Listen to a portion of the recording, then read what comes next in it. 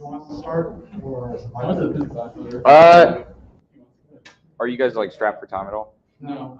Okay, we might give it a moment just because we just sent out the announcement for virtual people, so that way they can kind of start heading in. But yeah. Are you the TA for 2330? Yes. Are you in class right now? I'm the guy who's getting for temp getting things. Oh, you're the other Ethan. Yeah. Okay, so not TA, Ethan, TA. Yeah. Okay. It's funny because the guy who was saying that, his name is Hong. So his name is Hong. He used to work with IT with, but this semester he's working with us because he got an internship for cybersecurity, which is pretty cool. Oh, I think you're yes. I have that one too, but mine was really nice, so I like this. I feel fancy. But how's everything going for the job so far? Pretty good. Good? Good to hear. I'm taking inspiration from the project one for my Hacklahoma project. Like, it's pretty bad. Like, pretty bad. Okay. It's probably not I don't want to do it anymore. Are you using Java as well for that? We're no good at introduction Java actually is. It is very verbose, but I guess it is helpful for that way. I'm taking AI, I'm doing a project in it, and I was looking, I don't know what I love that. I don't know what it is. Is this an object? Yeah. Oh, you're an AI writer. Yeah. Maybe that's what I saw. Everyone told me, oh yeah, Python, Python's the way of the future. And then someone else was like, no, actually Python's older than Java. Yeah. like 4 years. I mean, honestly, languages are irrelevant. Yeah. It's all about the developer and how you, the framework. Python's just convenient because it's syntax simple. And it handles junk, wait, junk code? What does it mean? Right? Garbage collection? Yeah, garbage collection. That's the hit or miss topic. I've never had to do C++, so they're also pretty happy. You did? Well, you wanted to do structures? Yeah, I didn't go to Like, data. you're like, Oh, okay. So he's CS and I'm CE, so. Why don't we do data structures for engineering? No, you do, I just kind of skipped over because it didn't fit my schedule pretty good. Oh, would it work that way? Yes, Just like skip? because that's my last CES course. You are a lucky man. Am I? I have a printed, I have like 12 printed circuit boards on my desk that don't work. Are you in second one? Well, it's not. Yeah. Nice. How many people do we have right now? Currently 2. You guys are honestly, you're probably good to start whenever you guys Sure, I mean, get around to it. the good stuff will come in a minute. I forget everything that we have for this, but I'll just, yeah, sure, I'll just start with that. So, hey, thanks for coming.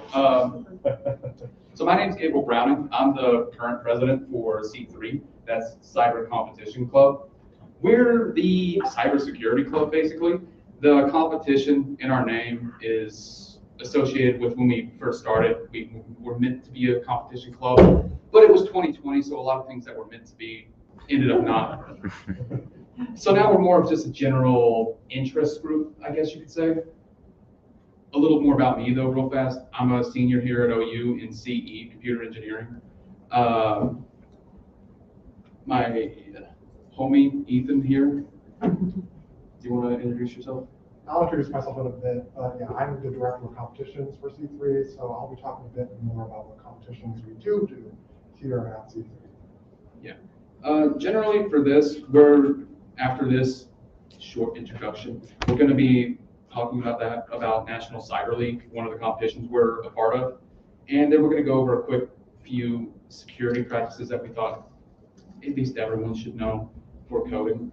And then we're going to have a quick look into breaking into the industry, a nice presentation that was written up by our founder about internships, scholarships, careers in cybersecurity. Well, I already kind of did that, but yeah, we're a cybersecurity club, basically. There isn't really any necessary knowledge to get in. Anyone who's an OU student can come in.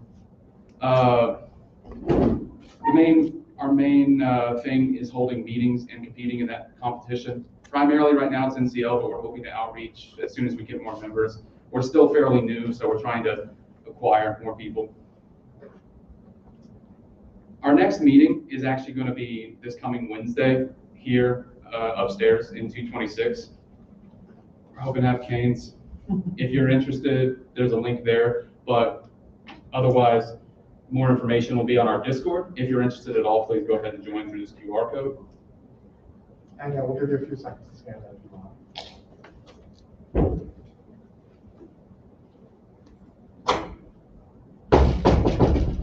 All All right. So, hello there once again. My name is Ethan Howe, and I am the Director of Competitions for C3. And what that basically means is I help organize our teams for competition, like National Cyber League, and help provide resources to anyone who is on C3 to learn more about what is cybersecurity, what resources can I use to learn about cybersecurity, and different things like that.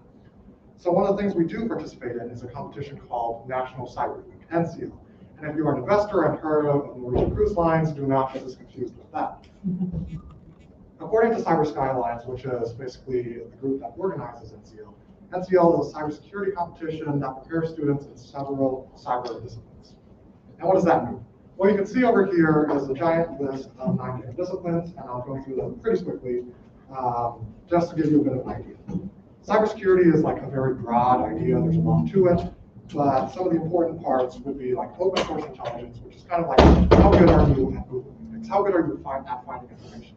Because with all the internet and all the information out there, through search engines and social media, there are several ways that you can get information. And practicing the ability to get that information, whether it's looking at like how to do some sort of programming or finding information on a person, is all pretty important. And that's why that's one of the 9 focuses. Log analysis and network traffic analysis, those basically are just kind of analyzing data and figuring out what's going on there, along with forensics. Then cryptography is kind of this art of secret writing, where you can take some information and hide it, and cryptography is the study of that. There's also scanning, which can involve different networks, and password cracking, which is just in accounts. We'll be doing an example of that in a second, where you can imagine that you get a password, and then it gets hashed and encrypted. But how can we figure out what the password is? Normally, you don't want to do that, because that's kind of a security thing. But you do want to do that in the case of, can I make sure everything is all secure and everything like that? And that's what this password cracking is. And also will show you why certain passwords are insecure. Then enumeration exploitation and web application security, those are both related to just kind of either taking some source program and finding vulnerabilities in it, or finding some website and figuring out how to hack into it. And these are all topics that NCO covers. So let's do a quick little demonstration. If my computer will work. All right. So over here, let's imagine that someone was a hacker and we got access to a hash's password. Anytime that you have a password, like let's say my password is password, it will go through some algorithm like MD5. And then you would end up with some sort of hash like this. The idea behind password cracking is we can take some plain text passwords like password 12345, something, and so on, where we can hash them and eventually compare them with these hashes. And there are certain tools that have been developed to help us crack these passwords. And NCO, one of those disciplines, is going to be training you on how to crack passwords like that.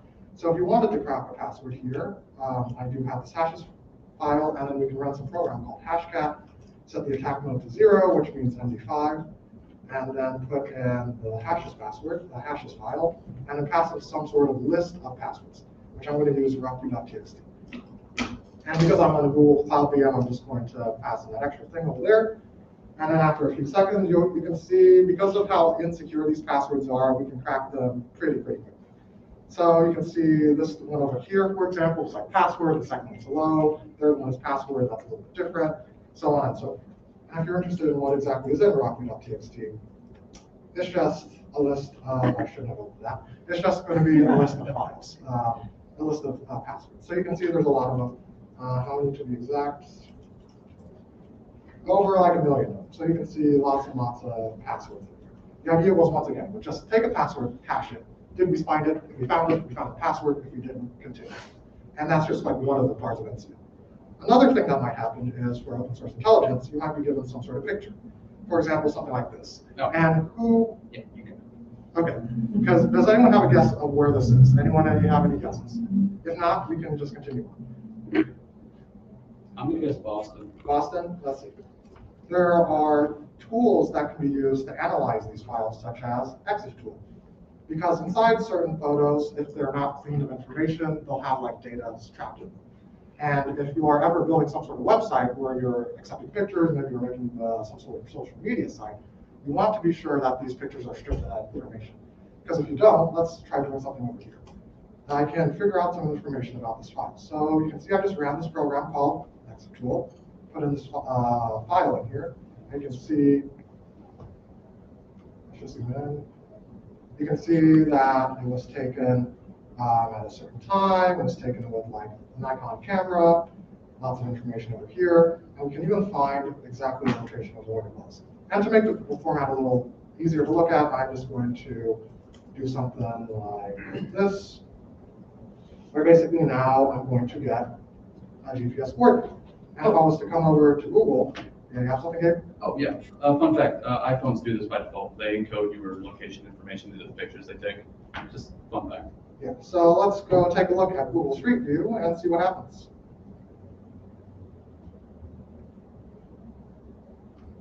And let's look over there.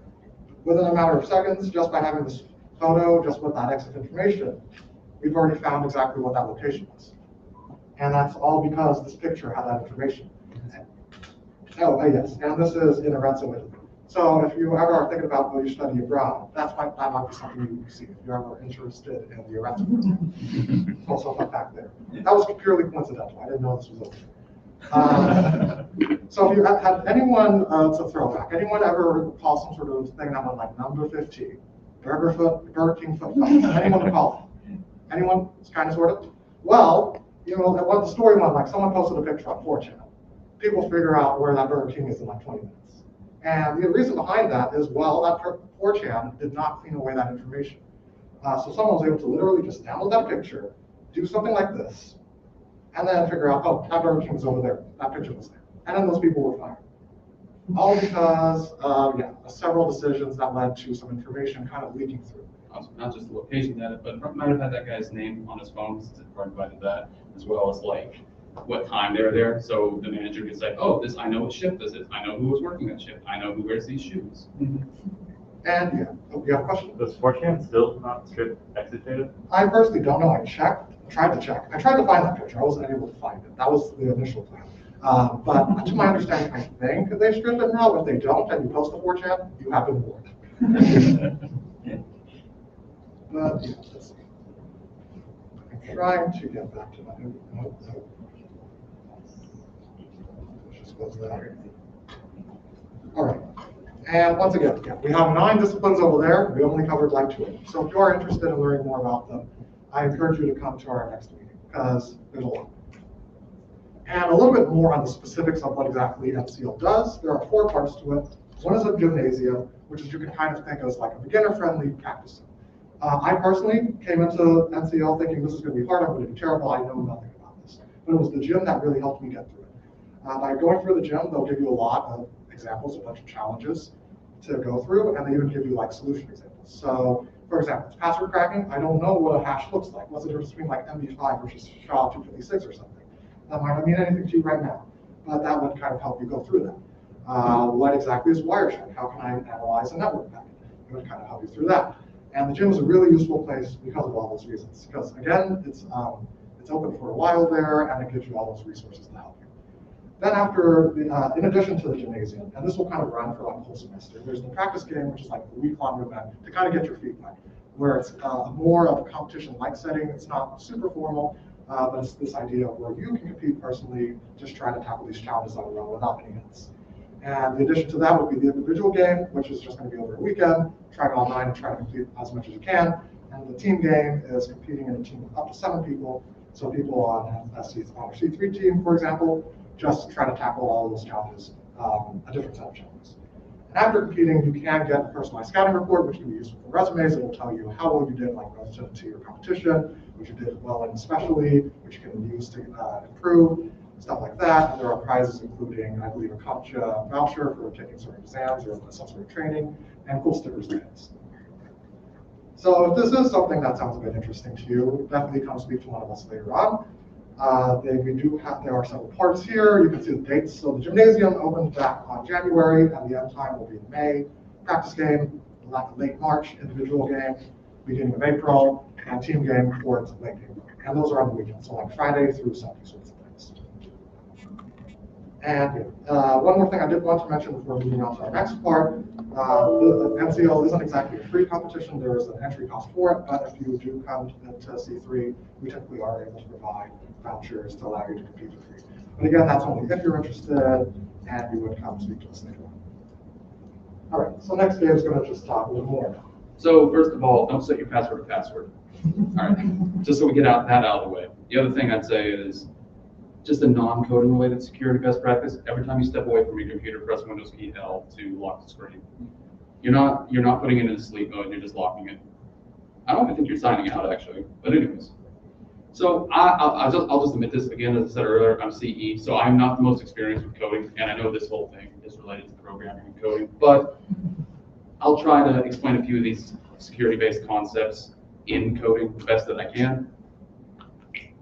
The first thing I just want to note, I know that this is a hackathon, and the entire point of that is to hack out something as quick as possible so that it can just, I have an idea, it's done, here it is, give me prizes, whatever. But in the real development process, you probably will still be asked to work that fast because crunch is real, but it's worth noting that there will always be vulnerabilities, even if you're taking your time working through everything. There will always be vulnerabilities in every application. We've all heard news stories about, oh, we didn't realize that you could just right-click here and now we need to update everything before anyone gets their entire computer bricked.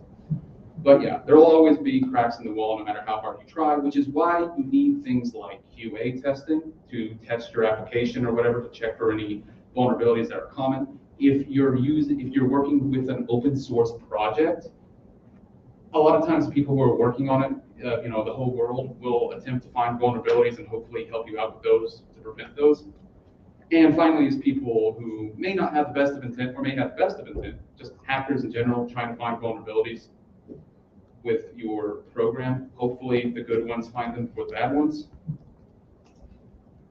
One of the first quick things worth noting is errors and exceptions.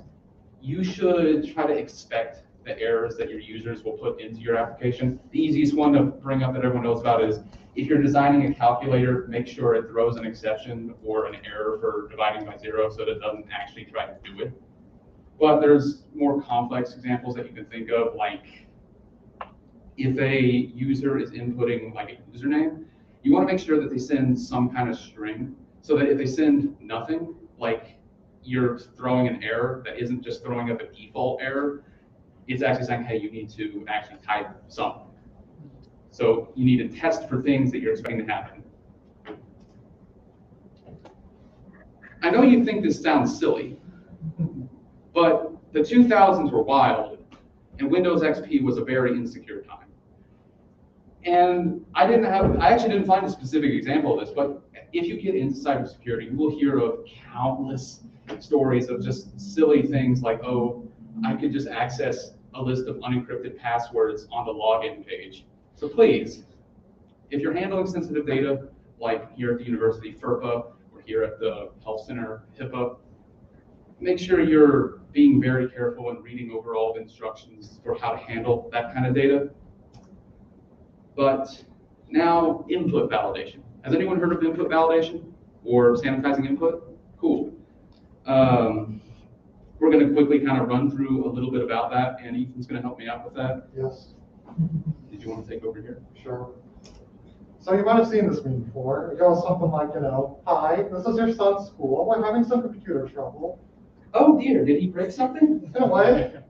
Did you really name your son Robert, close quote, right parentheses, semicolon, drop table students, semicolon, dash dash. Oh yes, little Bobby Tables we call him. Well, we've lost the year of student records. I hope not. And I hope you have learned how to sanitize your database inputs. So for anyone, to the uninitiated, you might have heard the letters SQL, it might be pronounced SQL. That stands for Structured Query Language. And that is used to basically manage databases. And if you don't know what a database is, kind of sort of imagine a really, really fancy Excel file or something. I know some people might not like that explanation, but I feel like it's the easiest thing for people to understand. With SQL, you can basically create database tables, write data to these tables, and read data from these tables. So some examples could be, let's say we have a table called students, and we will have a column in that table called names. So imagine like different rows, and this is a column of names. We can insert into that table students, into that column name, the value of Ethan. So now my table would have Ethan. You can also do what's known as a select query to get all these names from this table, where this name equals a certain value. So this example here is select star from students where name equals Ethan. You can also delete tables with something like drop table students, which looks a bit like part of Bobby Tables' name.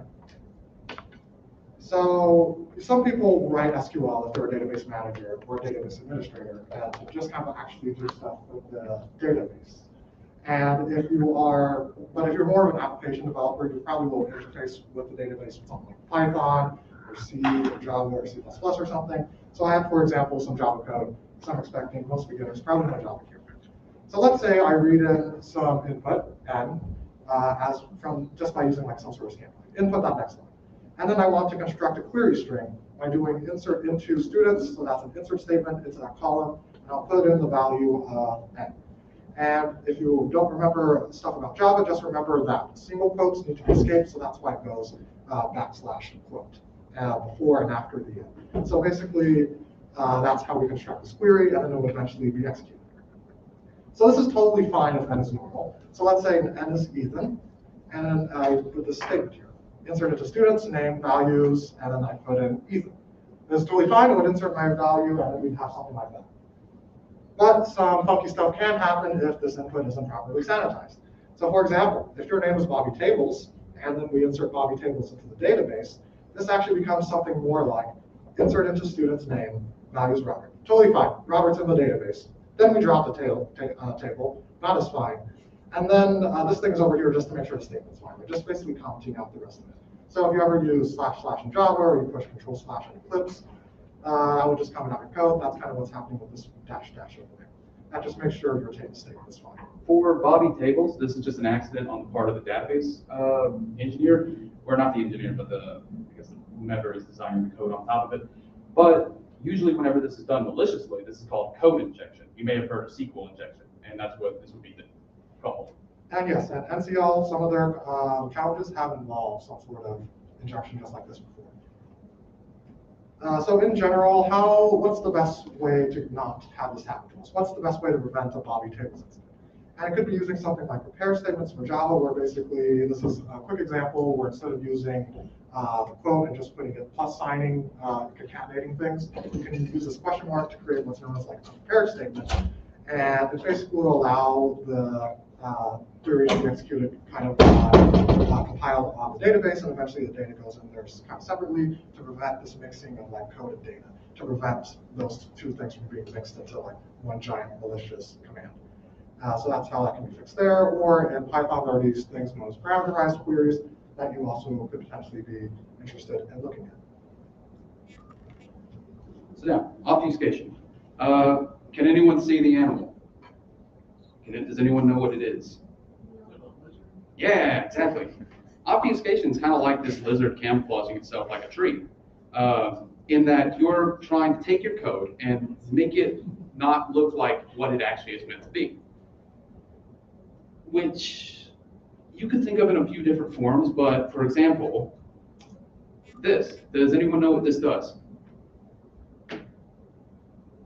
Throw out a guess.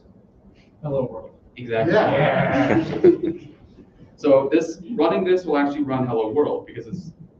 Yeah, basically, this is JavaScript, and then you can like subscript certain parts of letters of things like the word undefined. So after a bunch of jargon, you get hello world here. You don't have to type this all out. Obviously, there are like websites and tools that you can use to take your code and it will obfuscate it for you. Basically, you can make your code less readable. But I didn't say this before, but I actually work for the IT security team here at OU. And I want you all to know this. Security through obscurity is not security. If you take your key to your front door of your house and you chuck it in a bush, you're not actually making your home any more secure. You're just obscuring the key to get in. You're hiding it. And security through obscurity is not security. Let me catch any of y'all kids here. only using security through obscurity. It's fine, but make sure it's not your only method. Make sure the key is not just in a bush.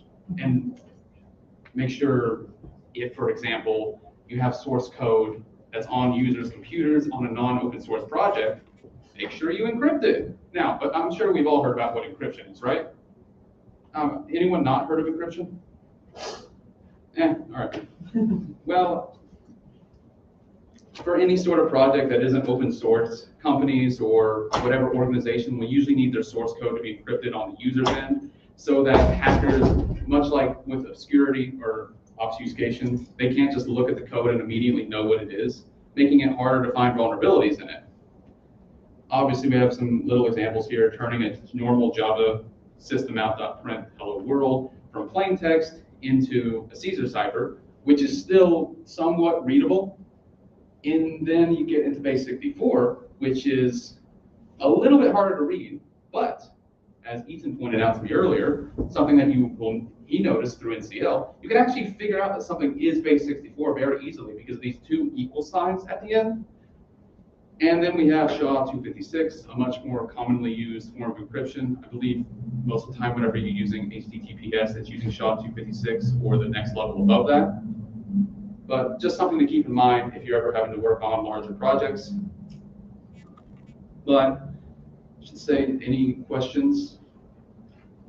All right, well, okay.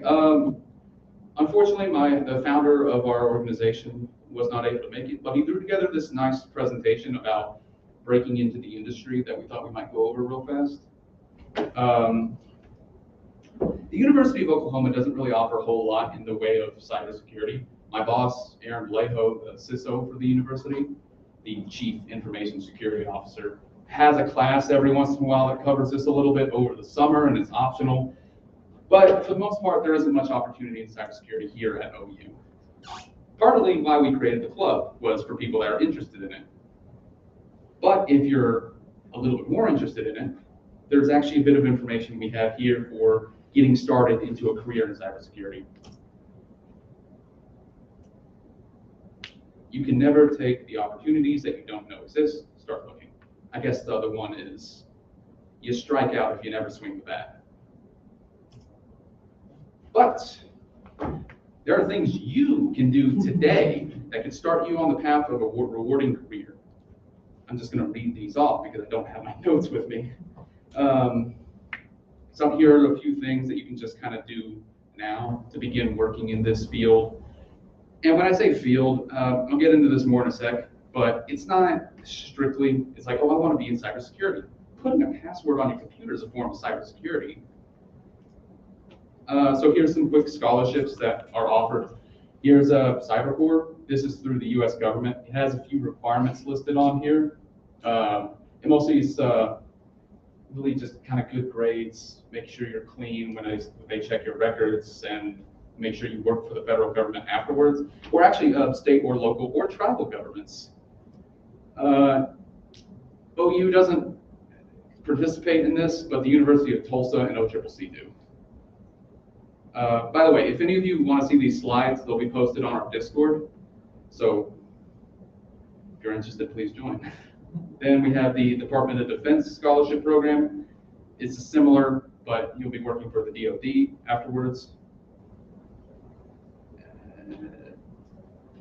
Then if you're not interested in working for the government because of what you posted on 4chan or whatever, you can get into some non-government scholarships working for the corporate world. Many different companies offer them. There's a few offered here. If you want to click the links, take a picture, again, the Discord. But every company pretty much needs some sort of cybersecurity related thing, so a lot of them are offering scholarships for that position, as well as other IT positions. But next is internships. There's a lot of ways to get internships. Obviously, I'm sure a lot of you have at least tried for one. You know the career fair, of course. There's also these sites like LinkedIn, Indeed. I'm sure some of y'all have had Rick Dubler run through the door and tell you about Handshake. Have our Discord once again, where we post some internships and opportunities that we find out about. Obviously, like we said, you can go through a company's website to see if they're offering any internships, and you pretty much just want to keep your grades good and be willing to say, I'm willing to learn. So careers in cybersecurity. That looks pretty red. There's a lot of ways into cybersecurity, but here's a few job titles that are commonly used. There's a security analyst. That's sort of what I do. Vulnerability management is basically, like we said earlier, looking for vulnerabilities in, this one isn't actually coding, but in the network system or any sort of, I'm trying to think of the right word for it, but it slips me right now. Event triage is like, I'm not going to go over all these, but event triage is kind of fun because it's like, hey, I see something sending from this computer to a malicious website. That might be a hint that there's some sort of malware on there. And then we look into it and we say, oh, they connected to this website at some point, and that's actually malware calling back to it. So you're triaging multiple incidents you find in a log. I think we all know what a firewall is. Then governance and risk analysis this is a big topic in itself. It's just working for organizations. You need to get an idea of the risks involved in certain projects that will be taken by universities, companies, whatever. And especially true in cybersecurity with as much hacking that goes on nowadays, you need to make sure that someone is checking for how risky things are. I can't get into it too much myself as I'm not too specialized in it, but next is a penetration tester or hacker, really. This is looking for vulnerabilities from the outside. Instead of looking at the wall from the inside, looking from the outside, trying to find any sort of cracks in that wall. And it also includes types of log analysis. You might not be looking, again, not from the inside, you can't see the information coming in, but you can see it as it's going out. This is interesting. Cyber forensic specialist it's a very CSI type thing, where you're actually going to typically be handling evidence that will be used in a legal case, possibly, or by some sort of investigation by federal government or state government. It's all about keeping information as clean as possible. Here you see an old hard drive. A lot of times, if you start the computer with the hard drive in it, that would be considered tampering with evidence. So you have to make sure everything's unplugged, pulled, keep track of everyone who holds onto this hard drive until it can be presented in court. And you have to be able to pull information off of this disk without actually powering it on, which is possible. Security engineer is a person who works in building programs that automate the process of cybersecurity. I'll say this, there's a lot of tools that we use in cybersecurity that just are necessary because it wouldn't be possible to read every single package that the university sends in and out. So these tools, usually using something like AI, are meant to analyze information coming in and out and identify threats that could be potentially a problem for us. And a security engineer is usually people who are developing those programs. A SIEM is one of them. I can't remember what there it is. A security incident and event management thing. Basically, it tells your analyst, hey, it looks like there's something strange going on here. Go check and triage the incident. And above that, you have a security architect, which is someone who's designing the security systems for whatever organization you're working for. But moving on a little bit. But as we said at the opening of this, there's no one way into cybersecurity. Every single IT-related position, including programming of every sort, has to consider cybersecurity as a skill and a discipline that has to be incorporated into every aspect of information technology. But if you are getting into information technology, you can direct your career path more into cybersecurity, starting anywhere. Ethan, for example, I believe he started in, you started in help desk? So I started on the IT learning system, and I'll talk about that a bit more. Oh, yeah. But before we get to that, so yeah, your first job might be nothing to do with cybersecurity, but you can easily move your way into that as time goes on. Here's a few examples of like openings. He had a few questions here, and I'll try to speed through them really fast. Are certificates worth my time? Yes, but they can be expensive. Do I need experience? For some positions, yes, but there's a lot of ways in the door. What's the likelihood I start out in security? Maybe not so likely, although I might have some opportunities to share in a moment, but you'll be able to find any sort of starting and again, swerve into that. Resume, not sure, just make sure you have good references and go talk to Rick Dubler. Okay. Yeah, and as Gabe was mentioning, I do, in addition to also being C3, I also do work for IT as a system administrator on the Learning Spaces team. So basically, if you've ever used one of the Windows computers, a Dell 115, I help image and install software, or UPF 220, Parson 205, 206, S18, S20, Velver 143, 146, 101. Lots of computer labs. That was just engineering. 500 in total. Lots of stuff. But I didn't always start off over there. I started off as a Learning Spaces technician. And I'm just going to basically tell you about a couple of openings within IT right now that if you are interested in maybe looking at cybersecurity or just IT in general, these are a few opportunities that are right now. So the Learning Spaces technician team specifically is dealing with AV troubleshooting. So for example, I believe this is one of our rooms. So we manage this projector, manage this microphone down here, make sure these cables are fine, make sure this touch panel works, make sure this dock cam works, and lather, rinse, repeat for a lot of classrooms around campus. You might be thinking that sounds pretty interesting. That also sounds like something I don't know how to do. If you are interested in this position, I would say don't worry about that. Apply if you're interested, because I personally also had no information about this sort of stuff. I didn't even really know the difference between HDMI and VGA back then. But because they're more so looking into people that are willing to learn and excited to just kind of go out and do things, this was something that I was hired for and eventually was a technician. And after a while, I was able to apply for the specialized role as assistant administrator, where now I just help create Windows images and install that software and do other troubleshooting for labs. So once again, this is the Learning Spaces technician here, and one cool thing about it is if you've ever seen some people drive golf carts with backpacks on, that's also our team. So if you do, this team also is involved with golf carts around campus, because we do need to meet with certain professors at certain points. We're either what's known as faculty assist to kind of help them understand the technology, or what's known as a classes session, where it's like the break was over, everyone forgot how to use technology, and we need to help them push the other one. So we have to get our golf cart, drive down to Dale, help them out there, and return. That's why the golf cart's important, because we're not rolling to Dale. We are not rolling to Dale. So related to Learning Spaces is the other end of IT, services. So I personally don't know a whole lot about services. I know that some people, probably in Java 2, are in services. This is basically that help desk. If you ever noticed where the engineering lab is kind of like across the street from the union, not to be confused with the nuclear engineering lab, that is HR. The engineering lab is basically where IT is housed.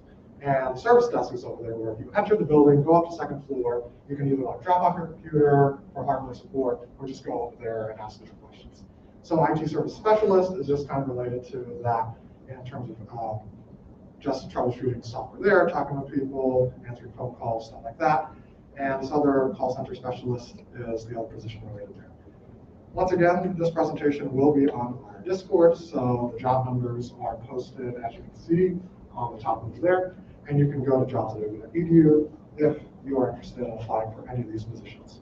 And if you do have questions about Learning Spaces specifically, you can come talk to me. I think we're hiring as well in cybersecurity over the summer, but I don't think the positions have been posted yet. But keep your eyes open on jobs.edu. So once again, next meeting is on Wednesday, February 16th, here. If you need any accommodations, contact me. Again, here's our Discord, if any of y'all missed it before. And that's all. Thank you for coming.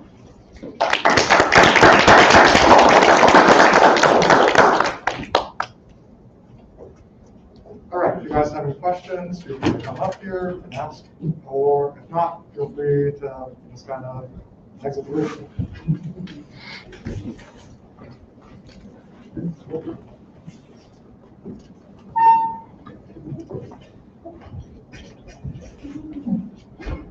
Is that competition you guys do, is it This is where I'm around to graduate. Yes, yep. That's a very good question.